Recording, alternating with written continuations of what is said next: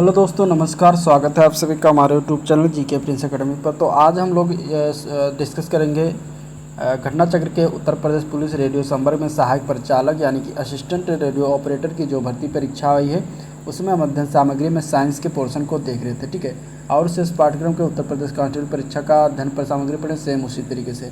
अगर इसमें देखें तो इसमें सारे चैप्टर लगभग हो चुके हैं, इसका प्लेलिस्ट बना दिया है।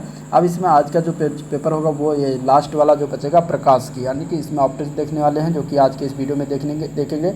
ठीक है, इसके बाद इसका जो बचेगा परीक्षा उपयोगी प्रश्न, जो इसमें 400 प्लस प्रश्न जो है साइंस के दिए गए हैं, तो ये आपके लिए बहुत ही इंपॉर्टेंट हो जाता है। ठीक है, तो आप लोग इस वाले नेक्स्ट वीडियो को देखिएगा। आज की इस वीडियो में हम स्टार्ट करेंगे प्रकाश की। ठीक है, जो कि सेकंड लास्ट वीडियो होगा, थ्योरी का लास्ट वीडियो है। तो चलिए वीडियो को स्टार्ट करते हैं। स्टार्ट करने से पहले अगर आप लोग चैनल पर नए हो, अभी तो सब्सक्राइब नहीं किया तो चैनल को सब्सक्राइब करें, साथ में वीडियो को लाइक करें और अपने दोस्तों में ज़्यादा से ज़्यादा शेयर करें। ठीक है, तो प्रकाश की यानी कि रे ऑप्टिक्स, इसमें अगर हम देखें पॉइंट टू पॉइंट करके दिया गया है सारी चीज़ें। तो प्रकृति ने मानव नेत्र यानी कि दृष्टि पटल जिसको हिंदी में कहते हैं को वैद्युत चुंबकीय स्पेक्ट्रम के एक छोटे परिसर में वैद्युत चुंबकीय तरंगों को सुग्राह्यता सहित संसूचित कर सकने योग्य बनाया है। और इस वैद्युत चुंबकीय स्पेक्ट्रम से संबंधित विकिरण यानी कि तरंगदैर्घ्य लगभग 400 nm से 750 nm को प्रकाश कहा जाता है। ठीक है, अब प्रकाश में कणिका मॉडल की बात करें तो न्यूटन का प्रकाश से संबंधित गहन प्रायोगिक कार्य और सैद्धांतिक अध्ययन प्राय उनके गणित, यांत्रिकी और गुरुत्वाकर्षण से संबंधित मौलिक योगदानों को जो है धुंधला कर देता है। उन्होंने प्रकाशिकी के क्षेत्र में पथ प्रदर्शक योगदान दिया। दकार्ते द्वारा जो है प्रस्तुत कणिका मॉडल को उन्होंने और अधिक विकसित किया और इसमें यह माना गया कि प्रकाश जो ऊर्जा छोटे छोटे कणों में संकेंद्रित होती है, जिसको उन्होंने कणिकाएं कहा है। ठीक है, न्यूटन ने जो है प्रतिपादित किया है कि प्रकाश ऊर्जा इन कणिकाओं में संकेंद्रित होती है। उन्होंने यह भी कल्पना की है कि प्रकाश की या कणिकाएं द्रव्यमान रहित प्रत्यास्थ कण हैं। अपने यांत्रिकी के ज्ञान के आधार पर उन्होंने परिवर्तन और अपवर्तन का जो है सरल मॉडल प्रस्तुत किया था। न्यूटन के तर्क द्वारा अगर बात करें तो दर्पणों से जैसे चिकने पृष्ठ कणिकाओं को इसी प्रकार परावर्तित करते हैं। अपवर्तन की परिघटना की व्याख्या करने के लिए न्यूटन ने जो है अपग्रहित प्रस्तुत किया कि कणिकाओं की चाल जल अथवा कांच में वायु की अपेक्षा अधिक होती है, तथा बाद में यह ज्ञात हुआ कि प्रकाश की चाल जल अथवा कांच की वायु की अपेक्षा कम होती है। प्रकाशिकी के क्षेत्र में प्रयोगकर्ता के रूप में न्यूटन सिद्धांतवादी न्यूटन की तुलना में कहीं अधिक दक्ष थे। उन्होंने कई ऐसी परिघटनाओं का परीक्षण किया जिनको कणिकाओं के पदों में स्पष्ट कर पाना कठिन है। उदाहरण के लिए अगर देखें तो जल के पृष्ठ पर तेल की पतली फिल्म के कारण विभिन्न वर्णों का प्रक्षेपण करना प्रकाश के आंशिक परावर्तन का गुण ऐसा ही एक अन्य उदाहरण है। जब भी कोई तरल ताल यानी कि स्विमिंग पूल के जल में देखता है तो वो अपने चेहरे का प्रतिबिंब उसमें देखता ही है, लेकिन साथ में ताल की पेंदी भी देखता है। ठीक है, न्यूटन ने तर्क दिया कि जल के पृष्ठ पर आपतित कणिकाओं में कुछ का परावर्तन होता है और कुछ पारगमित हो जाती हैं, परंतु दो प्रकार की कणिकाओं में भेद और किस गुण के आधार पर किया जाए। ठीक है, न्यूटन को कुछ अप्राकृत संयोगिक परिघटनाओं की परिकल्पना करनी पड़ी जिनके द्वारा निर्देशित किया जा सकता था कि ये कोई कणिका परावर्तित होगी अथवा नहीं, तथा अन्य परिघटनाओं की व्याख्या करने के लिए मानना पड़ा कि कणिकाएं ऐसे व्यवहार करती हैं जैसे कि वो सर्वसम हों। ऐसी दुविधा प्रकाश के तरंग के रूप में नहीं होती। कोई भी आने वाली तरंग वायु तथा जल की परिसीमा पर दो दुर्बल तरंगों में बंट सकती है। गोलीय दर्पणों द्वारा प्रकाश के परावर्तन की बात करेंगे तो परावर्तन कोण अर्थात परावर्तित किरण तथा परावर्तक पृष्ठ अथवा दर्पण के आपतन बिंदु पर अवलंब के बीच का कोण को क्या कहते हैं? परावर्तन कोण कहते हैं। और आपतन कोण यानी कि आपतित किरण तथा दर्पण के आपतन बिंदु अभिलंब के बीच का कोण को आपतन कोण कहते हैं। ये क्या होता है? बराबर होता है। ठीक है, गोलीय दर्पण के प्रकाश का परावर्तन के मामले में परावर्तन कोण और आपतन कोण दोनों बराबर होता है। और इसके अतिरिक्त आपतित किरण, परावर्तित किरण तथा परावर्तक पृष्ठ आपतन बिंदु पर अवलंब एक ही समतल में होते हैं। और ये नियम किसी भी परावर्तक पृष्ठ चाहे वो समतल हो या वक्रित हो प्रत्येक बिंदु के लिए वैध है। ठीक है, गोलीय दर्पणों की फोकस दूरी में बात करेंगे तो जब कोई समांतर प्रकाशपुंज किसी अवतल दर्पण तथा उत्तल दर्पण पर आपतित होता है तो क्या होता है? और ये हम मानते हैं कि किरणें उपाक्षीय यानी कि पैराक्सियल हैं, अर्थात में दर्पण के ध्रुव पी के निकट के बिंदुओं पर आपतित है और मुख्य अक्ष के छोटे कोण बनाती हैं। परावर्तित किरणें जो है अवतल दर्पण के मुख्य अक्ष पर जो है बिंदु F पर अभिसरित होती हैं और उत्तल दर्पण के लिए जो है परावर्तित किरणें इसके मुख्य अक्ष पर बिंदु F से अपसरित प्रतीत होती हैं। बिंदु F दर्पण का मुख्य फोकस कहलाता है। यदि समांतर उपाक्षीय प्रकाश पुंज अक्ष से कोई कोण बनाते हुए दर्पण पर आपतित होता है तो परावर्तित किरणें मुख्य अक्ष के बिंदु F से गुजरने वाले तथा मुख्य अक्ष के अभिलंबों तल के किसी बिंदु पर अपसरित होंगी। ठीक है, और इस तल को दर्पण का फोकस समतल कहा जाता है। दर्पण के फोकस F तथा ध्रुव P के बीच जो है दूरी जो है दर्पण की फोकस दूरी कहलाती है और इसे स्मॉल f द्वारा निर्देश किया जाता है, जताया जाता है। और अब हम यह दर्शाते हैं कि F बराबर R/2, यहाँ R जो है दर्पण की वक्रता त्रिज्या है। किसी आपतित प्रकाश की किरण के परावर्तन की ज्यामिति जो है चित्र में जो है दर्शाई गई। ठीक है, यानी कि प्रकाश की किरणें इस तरीके से आती हैं समांतर रूप से, तो ये अवतल दर्पण से टकरा कर इस तरीके से मुड़ जाती है एक ही पुंज में, तो एक तरीके से पुंज का निर्माण करती हैं। ठीक है, दर्पण समीकरण। यदि किसी बिंदु के आरंभ होकर प्रकाश किरणें परावर्तन तथा अपवर्तन के पश्चात किसी अन्य बिंदु पर मिलती है तो बिंदु पहले ही बिंदु का प्रतिबिंब कहलाता है। यदि किरणें वास्तव में इस बिंदु पर अपसरित होती हैं तो प्रतिबिंब वास्तविक होता है, और इसके विपरीत यदि किरणें वास्तव में नहीं मिलती परंतु पीछे की ओर बढ़ाए जाने पर उस बिंदु से अपसरित प्रतीत होती हैं तो वह जो है प्रतिबिंब आभासी होता है। इस प्रकार किसी वस्तु का जो है परावर्तन तथा अपवर्तन द्वारा प्रस्थापित प्रतिबिंब उस वस्तु का बिंदु दर बिंदु क्या होता है तदनुरूप होता है। ठीक है, अपवर्तन की बात करेंगे तो जब किसी पारदर्शी माध्यम में गमन करता कोई प्रकाश किरण पुंज किसी दूसरे पारदर्शी माध्यम से टकराता है तो प्रकाश का एक भाग पहले माध्यम से वापस परावर्तित हो जाता है। जब कोई प्रकाश की किरण एक माध्यम से दूसरे माध्यम में तिर्यक आपतित होकर गमन करती है तो दोनों माध्यमों को अंतरा पृष्ठ पर इसके संचरण की दिशा परिवर्तित हो जाती है और इस घटना को प्रकाश का अपवर्तन कहते हैं। प्रकाश की वायुमंडलीय अपवर्तन अनेक रोचक घटनाएं दर्शाता है, जैसे कि उदाहरण के लिए प्रकाश के अपवर्तन के कारण ही सूर्य वास्तविक सूर्योदय से कुछ पहले दिखाई देने लगता है तथा वास्तविक सूर्यास्त के पश्चात कुछ समय पश्चात तक जो है दिखाई देता है। वास्तविक सूर्योदय से हमारा तात्पर्य यह है कि क्षितिज से सूर्य का ऊपर उठना और क्षितिज के सापेक्ष सूर्य के वास्तविक और आभासी स्थितियाँ दर्शाई गई हैं। इस प्रभाव को समझने की दृष्टि से आवर्धित करके दर्शाया गया निर्वात के सापेक्ष वायु का अपवर्तनांक जो है 1.00029 है और इसके कारण सूर्य की दिशा में लगभग आधे डिग्री का आभासी विस्थापन होता है, जिसका वास्तविक सूर्यास्त तथा आभासी सूर्यास्त में जो है अंतर लगभग 2 मिनट का होता है। ठीक है, सूर्यास्त तथा सूर्योदय के समय सूर्य का आभासी चपटापन यानी कि अंडाकार आकृति भी इसी परिघटना का कारण होता है।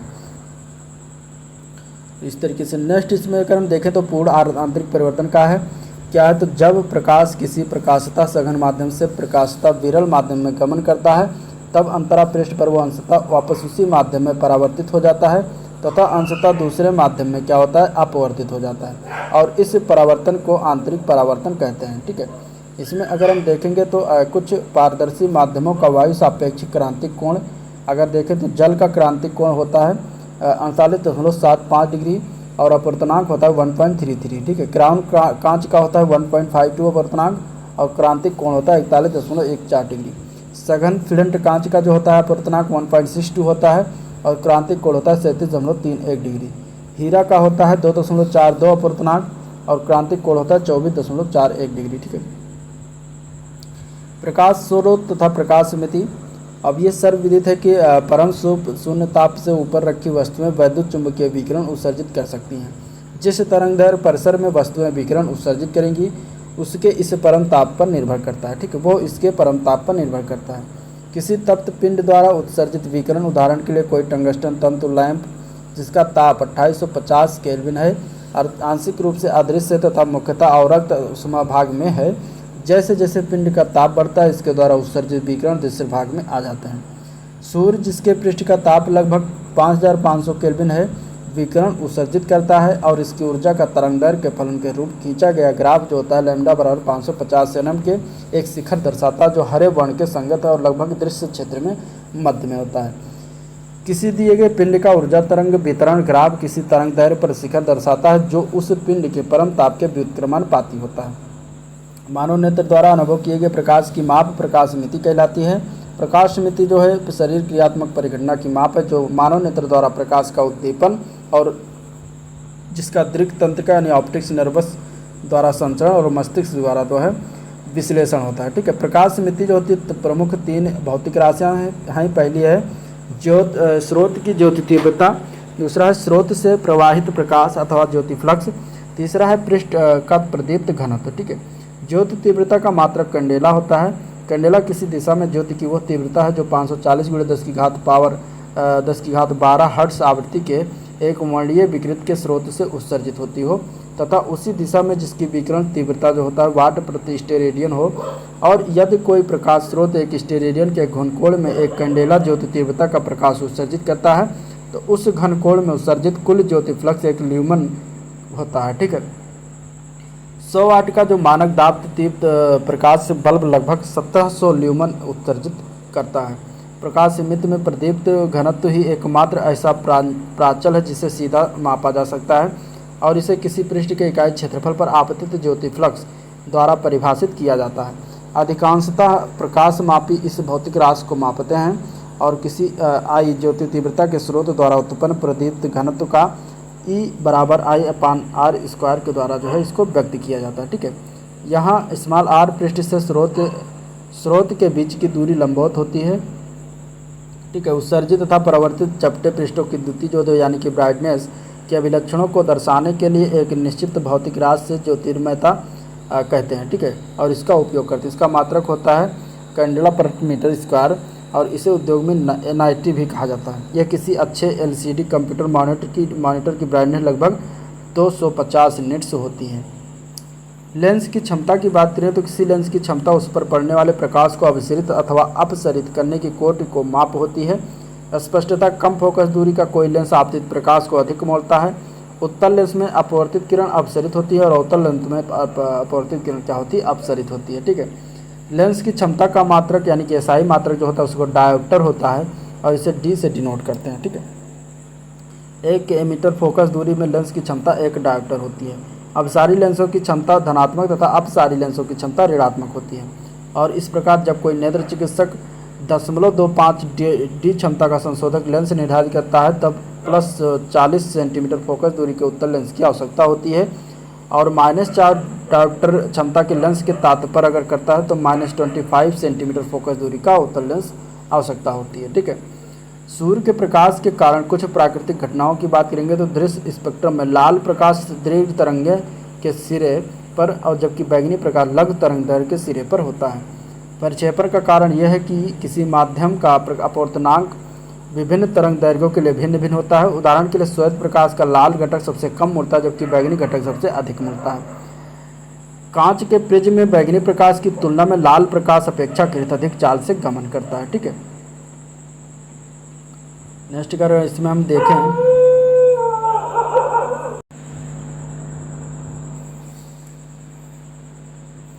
अब देखेंगे इंद्रधनुष। इंद्रधनुष वायुमंडल में उपस्थित जल की बूंदों के द्वारा प्रकाश के परिक्षेपण का उदाहरण होता है और यह सूर्य के प्रकाश के जल की गोलीय सूक्ष्म बिंदुओं द्वारा परिक्षेपण, अपवर्तन और आंतरिक परावर्तन के प्रभाव संयुक्त प्रभाव की एक परिघटना होती है। इंद्रधनुष को देखने के लिए आवश्यक शर्तें ये हैं कि सूर्य आकाश के किसी एक भाग मान लीजिए पश्चिमी क्षैतिज में चमक रहा हो जबकि आकाश के विपरीत भाग वर्षा हो रही हो। तो इस प्रकार कोई भी प्रेक्षक इंद्रधनुष तभी देख सकता है जब उसकी पीठ जो है सूर्य की ओर हो। ठीक है, तो इस तरीके से ये हो गया। प्रकाश के प्रकीर्णन की बात करेंगे तो जब सूर्य का प्रकाश पृथ्वी के परिमंडल के गमन करता है तो यह वायुमंडल के कणों द्वारा प्रकीर्ण होता है। छोटी तरंगदैर्घ्य का प्रकाश बड़ी तरंगदैर्घ्यों की तुलना में कहीं अधिक प्रकीर्ण होता है और प्रकीर्णन की मात्रा तरंगदैर्घ्य की चतुर्थ घात के व्युत्क्रमानुपाती है। इसे रैले प्रकीर्णन कहते हैं और यही कारण है कि स्वच्छ आकाश में नीला वर्ण सर्वाधिक प्रमुख दर्शाता है और क्योंकि लाल वर्ण की अपेक्षा नीले वर्ण की तरंगदैर्घ्य कम होती है और इसका प्रकीर्णन जो है अधिक प्रबलता से होता है। ठीक है, बैगनी वर्ण की तरंगदैर्घ्य और भी कम होने के कारण यह नीले वर्ण से भी अधिक प्रबलता से प्रकीर्ण होता है, लेकिन हमारी आंखें बैगनी वर्ण की अपेक्षा नीले वर्ण के लिए अधिक सुग्राही होती हैं, इसलिए हमें आकाश क्या होता है, नीला दिखाई देता है।